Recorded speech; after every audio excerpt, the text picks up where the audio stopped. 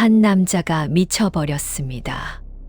경상도 일대에서 모르는 사람이 없던 당대 최고의 직관이 하룻밤 사이에 새벽녘 마을 사람들이 산 아래 들판에서 그를 발견했을 때 남자는 온몸이 흙투성이인 채 허공을 향해 두 눈을 뜨고 있었습니다. 간다. 간다. 저것들이 또 온다. 무서워. 무서워. 혼자서 중얼거리며 아무도 알아보지 못했습니다. 도대체 그 산에서 무슨 일이 있었던 걸까요? 사람들은 나중에야 알았습니다. 그가 절대 건드려서는 안 될 땅을 팠다는 것을. 그리고 그 땅 속에서 무언가가 나왔다는 것을. 그런데 더 충격적인 사실이 있었습니다. 그가 그 땅을 파러 간 것은 남의 것을 훔치기 위해서였습니다. 믿었던 직관에게 전 재산을 맡긴 가난한 효자의 땅을 몰래 욕심 때문에. 오늘은 그 직관 최 씨와 그에게 당한 효자 만복의 이야기를 들려드리겠습니다. 자, 이제 그 밤으로 돌아가 보겠습니다. 때는 조선 후기 경상도 깊은 산골 이야기입니다. 그 마을에 만복이라는 청년이 있었습니다. 집안은 대대로 가난했고 끼니를 잇기 어려운 날도 많았습니다. 하지만 만복에게는 한 가지, 누구에게도 지지 않는 것이 있었으니 바로 효심이었습니다. 아버지가 논에 나가면 아들도 따라 나갔고, 아버지가 아프면 아들이 밤새 곁을 지켰습니다. 마을 어른들은 만복을 볼 때마다 혀를 찼습니다. 저 집이 왜 저리 가난한지 모르겠어. 만복이 저 녀석 저렇게 착한데. 그랬습니다. 착한 사람이 왜 가난한지 하늘도 가끔은 설명하기 어려운 일이 있나 봅니다.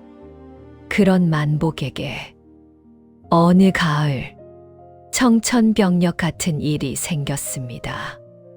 아버지가 갑자기 쓰러진 것입니다. 밭을 매다가 그 자리에서 픽 쓰러진 아버지는 결국 사흘을 넘기지 못하고 눈을 감고 말았습니다. 만복은 아버지의 손을 잡고 밤새 울었습니다.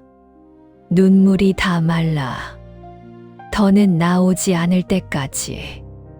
장례를 치르고 나서 만복이 가장 먼저 한 것은 마을 어귀 느티나무 아래 앉아 생각하는 것이었습니다. 아버지를 좋은 곳에 모셔야 한다.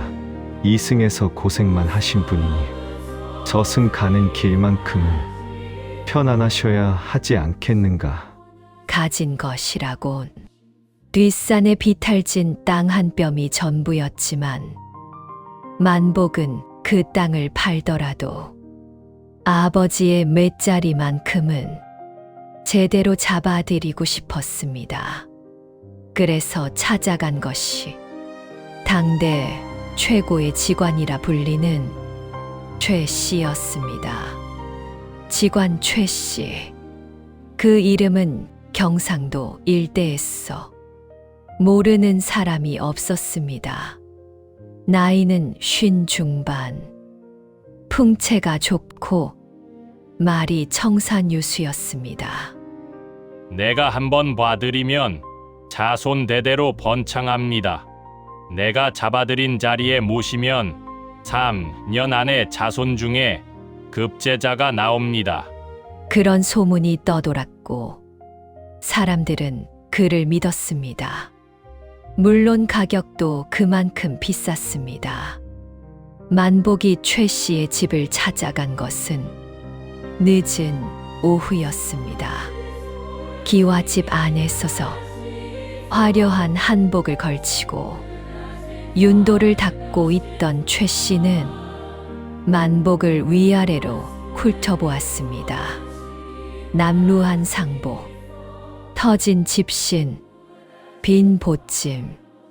최 씨의 눈에 만복은 돈도 없고 배경도 없는 볼 것 없는 젊은이로 보였을 것입니다.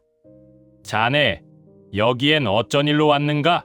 만복은 허리를 굽혔습니다. 아버지를 얼마 전에 여의었습니다. 좋은 맷자리를 봐주십사. 이렇게 찾아왔습니다. 땅은 있는가? 뒷산에 작은 땅이 있습니다. 먼저 그곳을 살펴봐 주시면 감사하겠습니다. 최 씨는 잠시 뜸을 들이더니 고개를 끄덕였습니다. 내 일정이 빡빡하지만 그래도 봐줌세. 대신 사례는 제대로 해야 할 게야. 만복은 고개를 더 깊이 숙였습니다. 가진 것이 넉넉지 않지만 있는 것은 다 드리겠습니다. 다음 날 아침, 최 씨는 만복을 앞세워 산을 오르기 시작했습니다. 비탈진 산길, 조릿대 숲을 헤치고 오르니 제법 넓은 평지가 나왔습니다. 여기가 저희 땅입니다. 만복이 멈춰서며 말했습니다. 최 씨는 무심한 표정으로 윤도를 꺼내 들었습니다. 그리고 천천히 사방을 살피기 시작했습니다. 북쪽으로는 높은 산이 병풍처럼 서 있고 동쪽과 서쪽으로는 낮은 산이 좌청룡 우백호처럼 감싸 안고 있었습니다. 남쪽으로는 시야가 탁 트여 멀리 들판이 내려다 보였습니다. 최 씨의 손이 잠깐 멈추었습니다. 윤도의 바늘이 아주 미세하게 흔들렸습니다. 이게 무슨 기운이지? 최 씨는 무릎을 굽혀 땅을 손으로 짚어 보았습니다. 땅에서 묘한 온기가 느껴졌습니다. 차가운 가을 아침인데도 흙이 훈훈했습니다. 최 씨의 눈이 가늘어졌습니다. 오랜 경험에서 나온 촉이 그에게 속삭였습니다. 이것은 설마 그는 자리를 옮겨가며 다시 한번 꼼꼼하게 살폈습니다. 산의 형세, 물의 흐름, 바람이 모이는 방향, 땅의 기운. 확인할수록 심장이 빠르게 뛰었습니다. 맞다. 최 씨는 속으로 탄성을 질렀습니다. 이것은 100년에 한 번 나올까 말까한 천하명당이다. 이곳에 조상을 모시면 자손 3대에 걸쳐 벼슬이 끊이지 않고 가문이 흥할 것이 분명했습니다. 최 씨는 천천히 몸을 일으켰습니다. 그리고 뒤에서 기다리고 있는 만복을 바라보았습니다. 상복을 입고 두 손을 공손히 모으고 서 있는 저 순박한 청년. 최 씨의 마음 속에서 무언가가 꿈틀거리기 시작했습니다. 탐욕이었습니다. 이런 천하명당이 저런 가난뱅이 녀석의 것이 되는 것은 있을 수 없는 일이다. 나에게도 모실 조상이 있고 나에게도 더 잘될 자손이 있다. 이 자리는 내 것이 되어야 한다. 그 순간부터 최 씨의 얼굴에는 아주 얇은 미소가 걸렸습니다. 속이는 자의 미소였습니다. 최 씨는 한참을 돌아다니며 무언가를 재는 척하다가 이윽고 만복 앞에 섰습니다.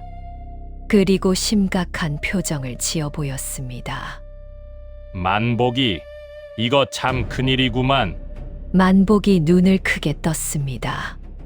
왜 그러십니까? 자네 이 땅 말일세 조상을 모시기엔 최악의 흉당이야. 내가 본 자리 중에서도 손에 꼽히는 나쁜 자리야. 만복의 얼굴이 하얗게 질렸습니다. 아이고, 이를 어쩌면 좋습니까? 그냥 나쁜 게 아닐세. 이 자리에 조상을 모시면 3년 안에 자손 중에 횡액이 생겨 잘못하면 가문이 멸문을 당할 수도 있어. 만복은 그 자리에 주저앉을 것 같았습니다. 최 씨는 안타까운 표정을 지으며 어깨를 두드렸습니다. 허나 내가 자네 효심이 안타까워서 말이야. 다른 자리를 하나 알려주겠네. 그게 정말이십니까? 만복의 눈에 눈물이 맺혔습니다. 그 자리가 아버지한테 괜찮겠습니까? 최 씨는 머뭇거리지 않았습니다. 내가 누군가 아무 걱정 말게. 최 씨가 만복을 데려간 곳은 산의 반대편 음지 골짜기였습니다. 낮에도 햇볕이 잘 들지 않아 이끼가 끼고 축축한 냉기가 감도는 자리였습니다. 만복은 그 자리에 서자마자 등줄기가 서늘해지는 것을 느꼈습니다. 정녕 이곳이 명당이 맞는 건가? 하지만 그는 풍수지리나 명당 자리에 대해 아는 것이 없었습니다. 최 씨가 좋다 하면 좋은 것이고 나쁘다 하면 나쁜 것이라고 그는 믿어 의심치 않았습니다. 어떤가? 괜찮은 자리지? 최 씨가 말했습니다. 만복은 고개를 끄덕였습니다. 감사합니다. 직관 어른, 은혜는 평생 잊지 않겠습니다. 별말을 다 하는군. 어서 일정 잡아서 모시게. 최 씨는 산을 내려오면서 만복 몰래 입꼬리를 올렸습니다. 계획은 완벽했습니다. 만복이 아버지를 저 골짜기에 모시는 사이 자신은 그 천하명당에 자기 조상을 모실 것입니다. 한 번 맷자리가 잡히면 나중에 주인이 바뀌는 일은 없습니다. 선점하는 자가 임자인 법이니까요. 최 씨는 속으로 계산을 마쳤습니다. 그런데 만복이 아버지를 모신다는 날은 보름 뒤였습니다. 너무 늦으면 혹시 누군가 그 명당을 먼저 차지할 수도 있었습니다. 최 씨는 빠르게 움직이기로 했습니다. 그날 밤이 깊었습니다.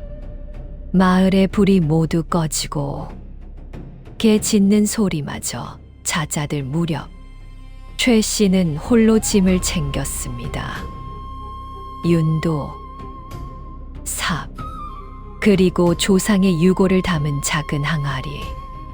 그는 발소리를 죽이며 마당을 빠져나와 산길로 접어들었습니다. 보름달이 밝았습니다. 그런데 산짐승이 한 마리도 보이지 않았습니다. 최 씨는 그것이 이상하다는 것을 그때는 눈치채지 못했습니다. 원래 이 산에는 산새도 많고 고라니도 많았습니다. 그런데 그날 밤은 산이 너무 조용했습니다. 마치 숨을 참고 있는 것처럼. 하지만 최 씨의 머릿속에는 오직 하나, 그 명당에 대한 생각뿐이었습니다. 얼마나 걸었을까요? 마침내 낮에 보아두었던 그 자리에 도착했습니다. 달빛 아래에서 보니 그 자리는 더욱 영험해 보였습니다. 최 씨는 윤도를 꺼내 방향을 다시 확인했습니다. 완벽했습니다. 그는 삽을 들었습니다. 삽 끝이 땅에 닿는 순간이었습니다. 바람이 불었습니다. 갑작스럽고 방향 없는 바람이었습니다. 최 씨는 고개를 들었다가 다시 내렸습니다. 산에서 바람이 부는 건 당연하지. 다시 삽을 들어 흙을 팠습니다. 그런데 두 번째 삽을 꽂는 순간 윤도의 바늘이 요동쳤습니다. 미친 듯이 돌아가기 시작했습니다. 최 씨는 손에 들고 있던 윤도를 내려다보며 미간을 찌푸렸습니다. 이게 고장이 났나? 그는 윤도를 흔들어 보았습니다. 하지만 바늘은 멈추지 않았습니다. 그것도 한 방향이 아니라 좌우로 위아래로 마치 무언가에 홀린 것처럼 돌아가고 또 돌아갔습니다. 불길했습니다. 하지만 최 씨는 이미 수십 년 경력의 직관이었습니다. 이런저런 기이한 일을 수도 없이 겪어온 사람이었습니다. 그는 입술을 깨물며 다시 삽을 잡았습니다. 어떤 땅을 파도 처음엔 기운이 흔들리는 법이야. 이 정도는 아무것도 아니지. 세 번째 삽이 땅속으로 들어갔습니다. 그 순간 산 전체가 흔들렸습니다. 땅이 울리는 소리였습니다. 최 씨는 삽을 놓고 두 손으로 땅을 짚었습니다. 분명히 느껴졌습니다. 땅 속에서 무언가가 꿈틀거리는 것이. 그것은 지진이 아니었습니다. 지진이었다면 균일하게 흔들렸을 것입니다. 하지만 이것은 달랐습니다. 자신이 판 구멍을 중심으로 원을 그리며 진동이 퍼져나갔습니다. 마치 돌을 던졌을 때 물 위에 생기는 파문처럼 최 씨는 본능적으로 뒤로 물러섰습니다. 그러자 구멍에서 검은 연기가 피어올랐습니다. 냄새가 없는 연기였습니다. 아니, 냄새가 없는 것이 아니었습니다. 맡아본 적 없는 냄새였습니다. 오래된 무덤 속 같기도 하고 깊은 땅 속 같기도 한 형용할 수 없는 냄새. 최 씨의 입에 서서 처음으로 탄식이 새어 나왔습니다. 뭐지 이게? 그리고 다음 순간 구멍 속에서 소리가 들렸습니다. 울음소리였습니다. 사람의 울음이 아닌, 그렇다고 짐승의 울음도 아닌 수십, 아니 수백 개의 목소리가 한꺼번에 울부짖는 그런 소리. 최 씨는 그 자리에서 다리가 굳어버렸습니다. 도망쳐야 했습니다. 하지만 다리가 움직이지 않았습니다. 눈만 크게 뜬 채 최 씨는 구멍을 바라보았습니다. 연기가 거치고 달빛이 구멍 안을 비추었습니다. 그 안에 뭔가가 있었습니다. 처음에는 잘 보이지 않았습니다. 눈을 가늘게 뜨고 보니 지네였습니다. 수천 마리의 지네가 꿈틀거리며 구멍벽에 달라붙어 있었습니다. 그것들이 서서히 구멍 밖으로 기어 나오기 시작했습니다. 최 씨는 비명도 나오지 않았습니다. 그저 입을 벌린 채 그 광경을 보고 있었습니다. 그때였습니다. 안개가 몰려왔습니다. 순식간에 사방이 하얗게 덮였습니다. 보름달이 사라졌습니다. 어둠 속에서 목소리가 들렸습니다. 낮고 깊은 목소리였습니다. 산 전체에서 울려 퍼지는 것 같은 그 목소리는 이렇게 말했습니다. 네 이놈, 최 씨는 오금이 저렸습니다. 감히 하늘이 정한 자리를 속임수로 탐내느냐? 안개 속에 있어서 형체가 드러나기 시작했습니다. 호랑이의 형상이었습니다. 하지만 보통 호랑이가 아니었습니다.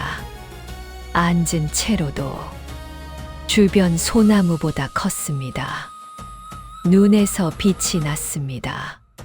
황금빛 눈이 최 씨를 내려다보고 있었습니다. 이 자리는 내가 탐할 수 있는 곳이 아니다. 최 씨는 그제야 무릎이 꺾였습니다. 그 자리에 납작 엎드려 빌고 또 빌었습니다. 살려주십시오. 잘못했습니다.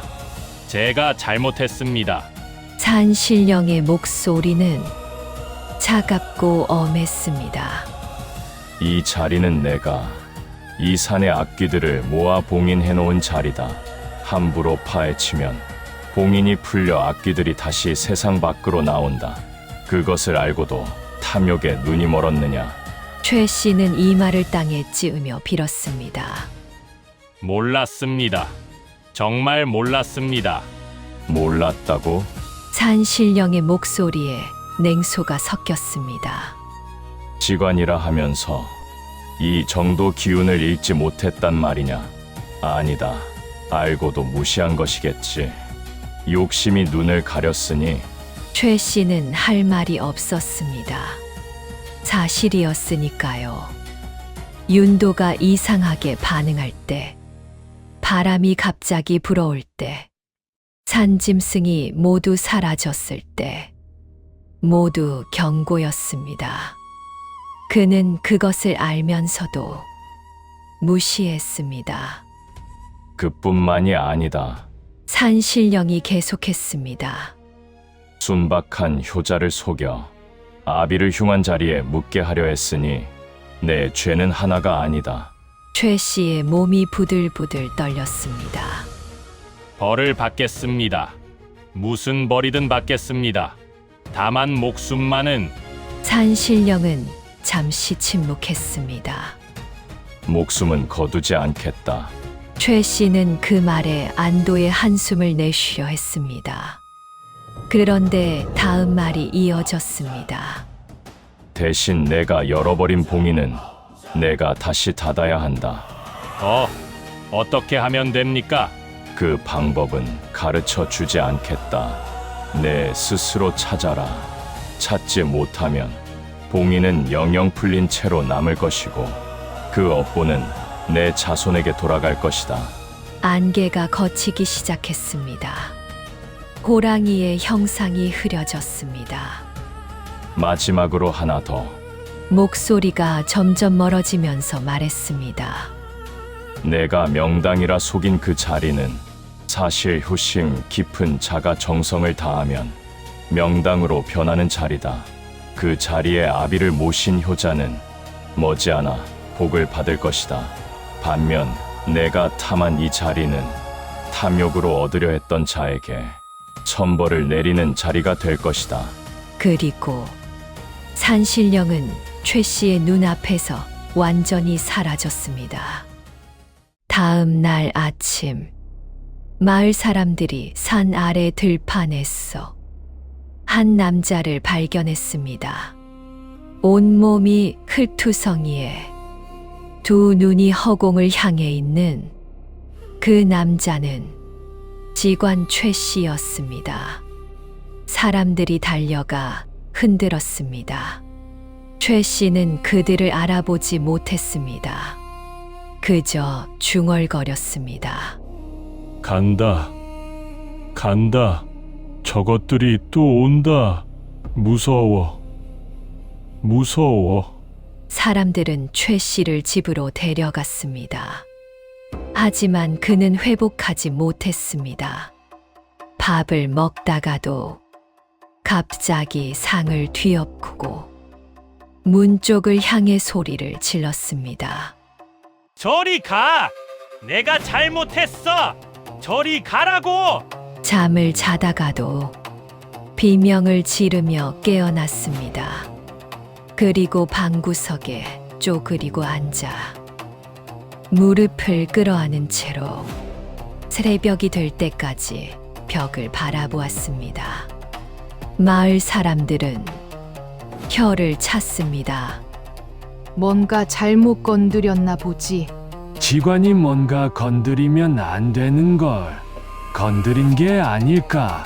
소문이 파다하게 퍼졌습니다. 최 씨는 다시는 나침반을 잡지 못했습니다. 당연한 일이었습니다. 그에게 직관이라는 이름은 이미 아무 의미도 없었으니까요. 그로부터 한 달이 지났습니다. 최 씨는 하루하루 살면서 산신령의 말을 되새겼습니다. 봉인을 다시 닫아야 한다. 스스로 방법을 찾아야 한다. 하지만 방법을 알 수 없었습니다. 점점 초조해졌습니다. 그리고 어느 날 밤 꿈을 꾸었습니다. 꿈 속에서 한 노인이 나타났습니다. 흰 수염을 길게 기른 노인은 아무 말도 하지 않고 그냥 한 방향을 가리켰습니다. 최 씨가 꿈에서 깨어 그 방향을 생각하니 동쪽 마을에 있는 낡은 절이었습니다. 그는 다음 날 새벽 그 절을 찾아갔습니다. 절에는 노승 한 명이 있었습니다. 최 씨를 보자 노승은 이미 알고 있다는 듯이 고개를 끄덕였습니다. 왔군요. 스님, 제가 큰 잘못을 저질렀습니다. 노승은 천천히 눈을 떴습니다. 알고 있습니다. 어떻게 하면 됩니까? 어떻게 하면 그 봉인을 다시 닫을 수 있습니까? 노승은 잠시 말이 없었습니다. 그러다가 입을 열었습니다. 봉인을 열었으면 봉인을 닫아야 합니다. 봉인을 연 것이 탐욕이었다면 봉인을 닫는 것은 그 반대여야 합니다. 반대라 함은 내려놓음입니다. 최 씨는 고개를 들었습니다. 속인 자에게 용서를 구하고 빼앗으려 한 것을 돌려주고 스스로 그 자리에 무릎을 꿇으십시오. 진심으로. 최 씨는 긴 침묵 후에 고개를 끄덕였습니다. 최 씨가 만복의 집을 찾아간 것은 이른 아침이었습니다. 만복은 마당을 쓸다가 최 씨를 보고 눈을 크게 떴습니다. 소문을 들었습니다. 최 씨가 이상해졌다는 것을. 그런데 눈앞에 선 최 씨는 그 소문보다 훨씬 더 초라해 보였습니다. 화려하던 한복은 어디 가고 낡고 구겨진 옷을 입고 있었습니다. 머리카락은 헝클어져 있었고 눈 밑에는 짙은 그늘이 졌습니다. 만복이 최 씨가 먼저 말했습니다. 자네한테 할 말이 있네. 만복은 빗자루를 내려놓으며 고개를 기울였습니다. 말씀하십시오. 안으로 들어가서 얘기하세. 방 안에 마주 앉자 최 씨는 한참 동안 바닥만 바라보았습니다. 그러다가 입을 열었습니다. 내가 자네를 속였네. 만복은 아무 말도 하지 않았습니다. 자네 땅은 흉당이 아니었어. 오히려 천하명당이었지. 나는 그것을 알면서도 자네한테 숨기고 내가 가로채려 했네. 만복의 눈빛이 흔들렸습니다. 그리고 내가 준 자리는 최 씨는 말을 잇지 못했습니다. 괜찮습니다. 말씀하십시오. 만복이 조용히 말했습니다. 최 씨는 고개를 들어 만복을 바라보았습니다. 내가 자네 아버지를 모시라고 한 자리는 흉한 자리였어.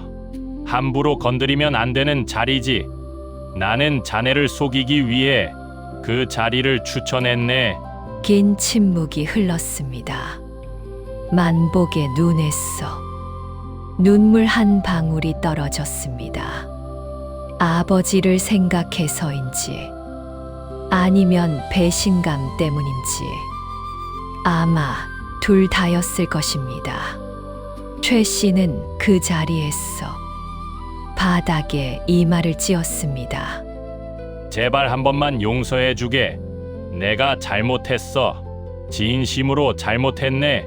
만복은 오래도록 아무 말도 하지 않았습니다. 창문 너머로 참새 소리가 들렸습니다. 바람이 지나갔습니다. 그러다가 만복이 입을 열었습니다. 직원 어른, 최 씨는 이마를 들지 않은 채 기다렸습니다. 아버지를 그 흉한 자리에서 옮겨드려야겠군요. 그렇게 해야 하네. 그리고 원래 자네 땅에 모시게. 직원 어른은 어떻게 하실 겁니까? 최 씨는 대답했습니다. 내가 열어버린 봉인을 닫아야 하네. 그것이 내 남은 일이야. 만복은 잠시 최 씨를 바라보다가 천천히 고개를 끄덕였습니다. 알겠습니다. 용서하겠습니다. 그 말을 듣는 순간 최 씨의 눈에서 처음으로 눈물이 났습니다. 그날 오후 최 씨는 다시 산을 올랐습니다.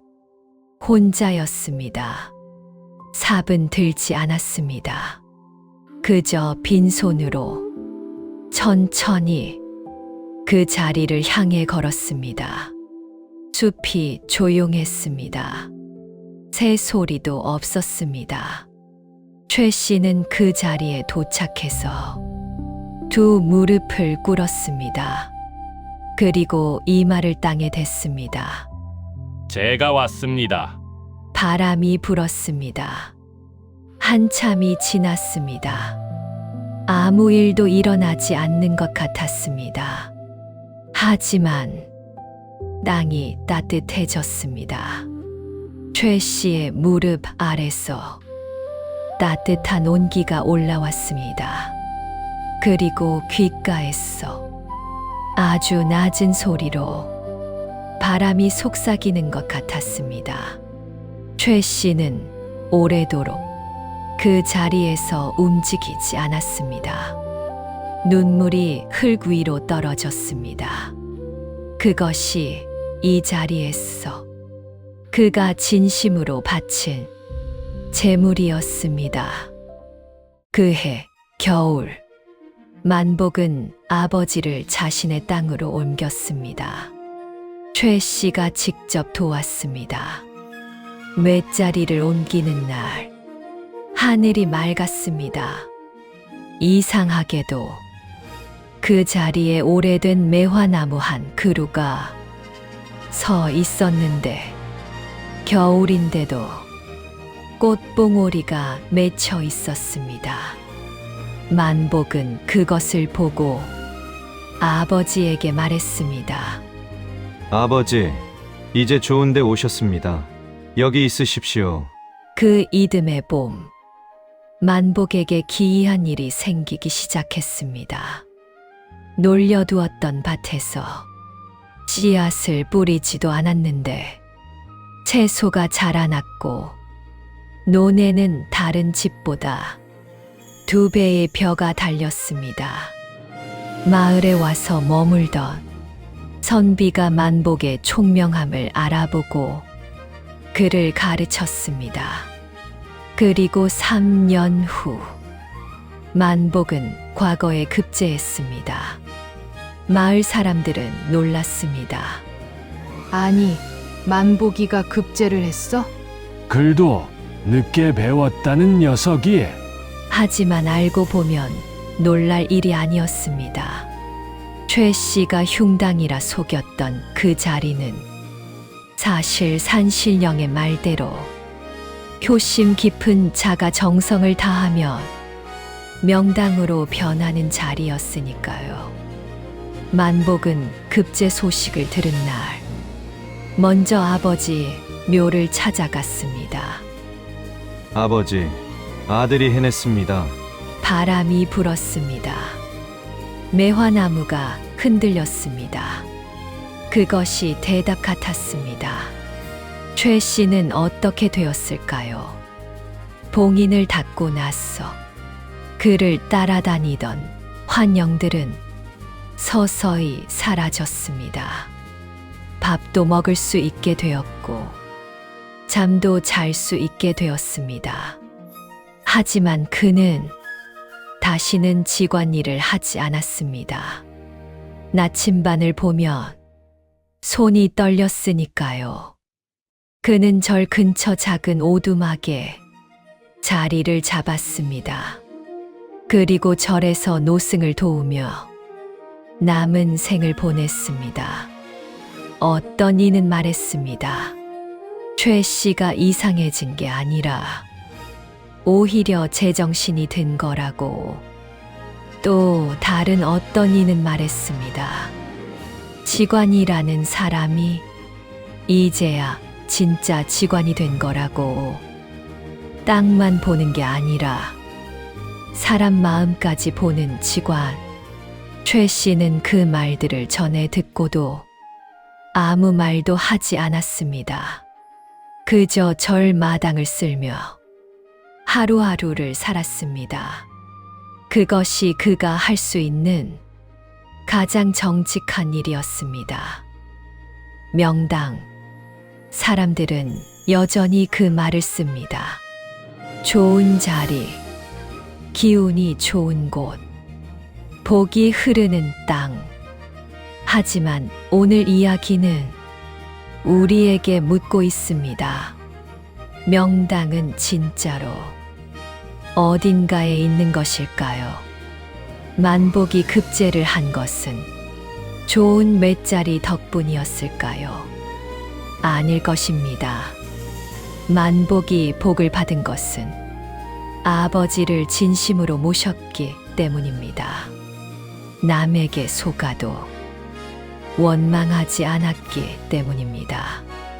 배신한 자를 결국 용서했기 때문입니다. 그 마음이 명당이었습니다.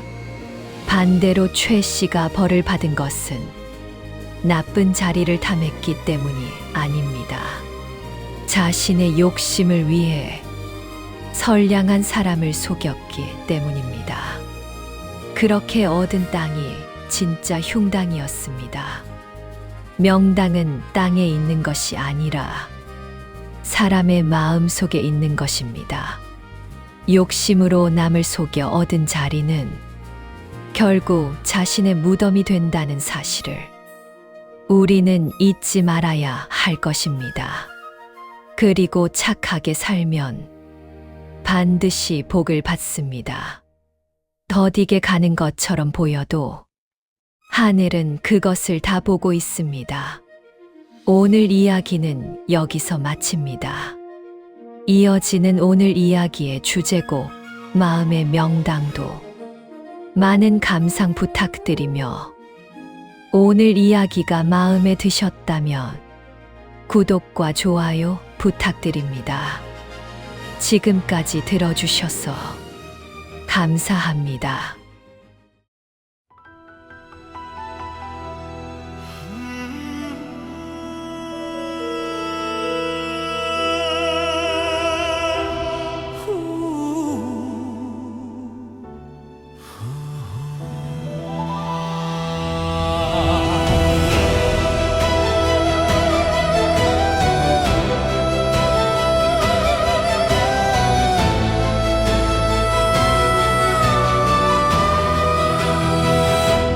가진 것 없는 빈손이어도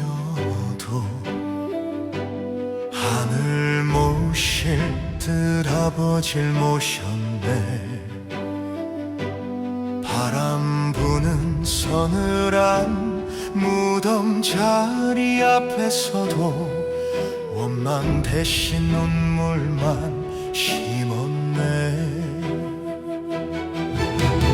100년을 기다린 땅의 숨결, 탐욕의 눈먼 자가 파헤칠 때 산천이 울고 호랑이가 깨어나 어둠의 빗장을 열었네. 명당은 어디에 있는가? 기운 뻗친 저흙 속에 있는가? 속임수와 탐욕이 판 무덤은 지옥이요. 진심으로 품은 마음이 곧 천하명당이라. 미쳐버린 두 눈에 서린 후에 무릎 꿇고 흘린 눈물 한 방울, 버리고 비워내야 닫히는 문, 용서라는 이름으로 꽃이 피네.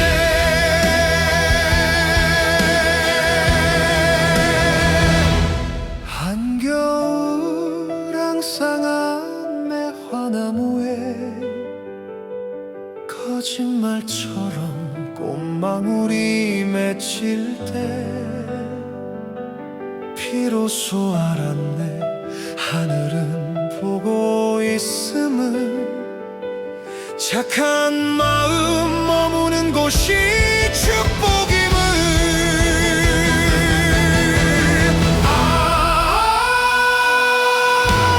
명당은 어디에 있는가? 기운 뻗친 저흙 속에 있는가? 속임수와 탐욕이